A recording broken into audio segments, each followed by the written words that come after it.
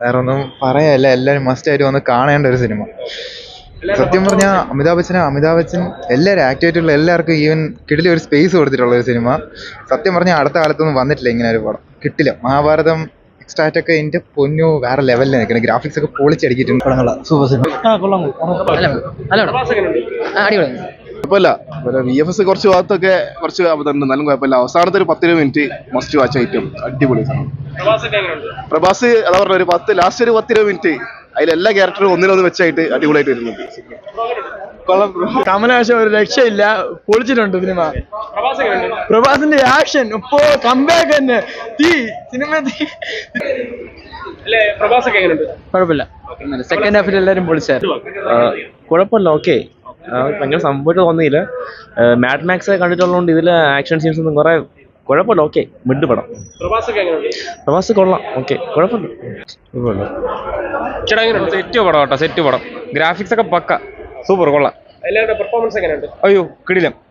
ലാസ്റ്റത്തെ 5 മിനിറ്റ്സ് എല്ലാവരുടെ പെർഫോമൻസ് ഒക്കെ എങ്ങനെയുണ്ട്? പ്രഭാസ് കുറച്ച് ഓവറാ, എന്നാലും കുഴപ്പമില്ല. വലിയ കുഴപ്പമില്ല ഏട്ടാ, അത്രയ്ക്ക് വലിയ രസമായിട്ടൊന്നും തോന്നിയൊന്നുമില്ല. പിന്നെ അവസാനത്തെ 20 മിനിറ്റ് അടിപൊളിയാണ്.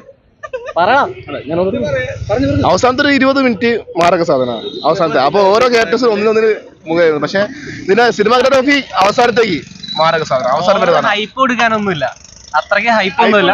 അവസാനം 20 മിനിറ്റ് നല്ല പടമാണ്.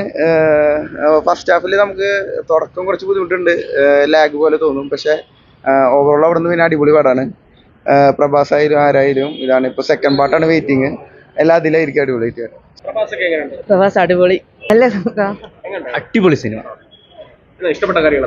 ഇഷ്ടപ്പെട്ടത് സിനിമാറ്റോഗ്രാഫി, VFX, മികച്ച പറയേണ്ട ഡയറക്ടർ തന്നെ. ഡയറക്ടർ ഇത്രയും വലിയ ബ്രഹ്മാണ്ഡ സിനിമ, ഇത്രയും ഇന്ത്യൻ സിനിമയിൽ ആദ്യമായിട്ടാണ് ഇത്രയും ബ്രഹ്മാണ്ഡ സിനിമ.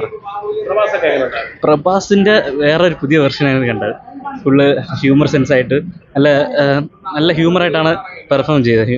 അതേപോലെ അതിലെ കുറച്ച് എക്സോട്ടിക് ആയിട്ടുള്ള സീൻസൊക്കെ ഒരുപാടുണ്ട്.